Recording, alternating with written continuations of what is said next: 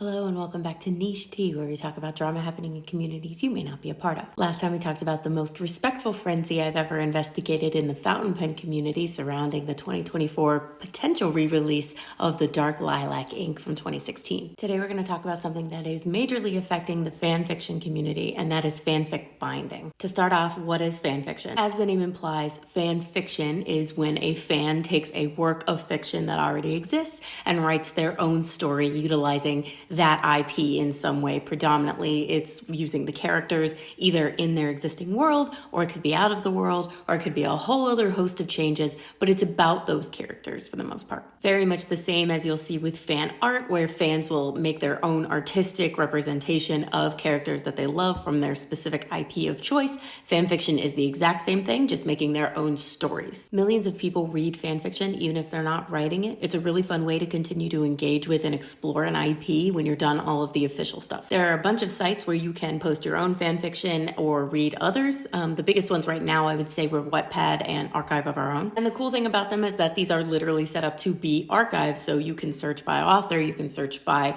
particular pairings, because a lot of these fan fictions are around different romantic explorations of particular characters in series. You can search by what type of content you like. You can search by how well reviewed they are, all of this stuff, and they're obviously free websites. Fanfiction acts as a great creative and emotional outlet for a lot of people, both writers and readers. It's a free source of fun and creative practice for those who want to be writers. And I think it's worth mentioning that, you've heard a lot of jokes about the type of content you can find on some of these sites. When you're a teenager, there is something to be said about the value of having a free and safe place where you can explore different things about yourself in a private way. So, what happened? Something that's always been understood as a default about fanfiction is that it is derivative works, meaning that no matter how good your story is, no matter how much people might like it, you are making a story utilizing someone else's intellectual property, and therefore you cannot profit off of it. This is why fanfiction is free. It's free by necessity. However, over the last few months, there has been a rising trend of printing out,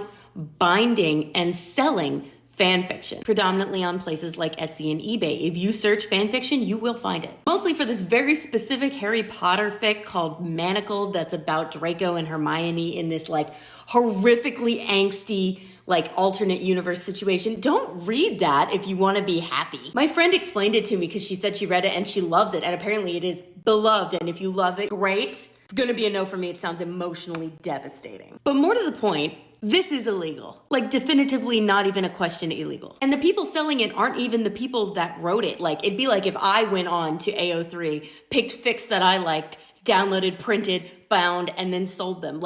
I'm profiting off of someone else's IP and someone else's story at the same time. So ethically, legally, all of that, you are absolutely in the red. And if that's all it was, these sellers doing out-of-pocket shit, that would be one thing. But the problem is this doesn't just put these sellers in the line of fire, it puts the fic writers in the line of fire too, even though they haven't actually tried to profit from it, because they're the ones that wrote it. They are still open to litigation from the original copyright holder. And fanfic writers are freaking the fuck out, as they should. I would too. Writers have been coming out left and right saying they are pulling their works down from websites where people have historically been able to access them for free, because they're terrified that they're going to be put in a situation where they are being hit with litigation for something that they didn't even do. And the reality is, these platforms that are allowing these sales to go on, like eBay and Etsy, as long as they're not doing anything to control it on their end, this is going to seriously impact what the fanfic world looks like going forward. Because until that's handled, every author is going to have to weigh how much risk they want to put themselves in. So if you care about fanfiction, here are the things to know. 1, go and report anytime you see any listing for a bound fanfic anywhere. Report the listing, report the seller, report anything related to it. We have to stop this as much as possible. And if you're feeling extra spicy,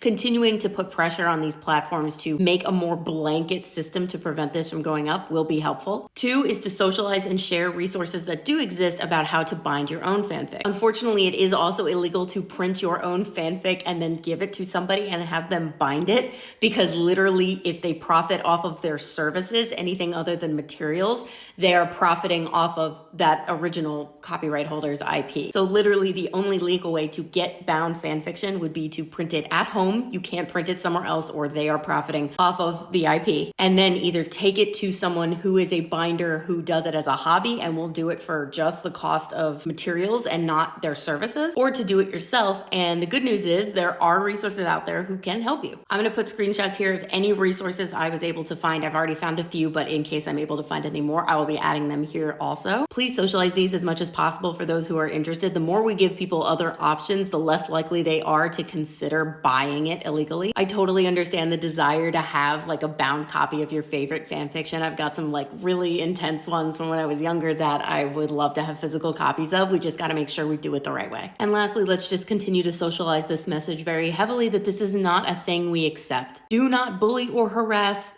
anyone, okay? But it is very easy to just make it generally clear where you stand on the issue, to not celebrate or support when you see someone buy one. Again, don't give them hate, just say, this isn't a thing I support. And do support authors who are pulling their fan fiction down for this reason. I'm starting to see comments that authors are getting flack for not wanting to put their works up any longer because people are attached to the works and are upset they're no longer available. You have to understand and support where they are coming from. They are protecting themselves. I would do the same. It is something they need to do. I personally think it's ridiculous that this is a charge we need to be taking on when it's Etsy and eBay allowing this to happen in the first place. They have very thorough systems in place to be able to pull down listings when they meet certain criteria that aren't allowed. There is no reason that they can't update them to get on top of this more quickly. And I do imagine eventually, fingers crossed, they're going to run into problems with this as well if they can't get it under control. But until then, don't be surprised if you can't find a fan fiction that you've always liked or if production of fan fiction slows down. Hopefully it gets resolved soon because this sucks.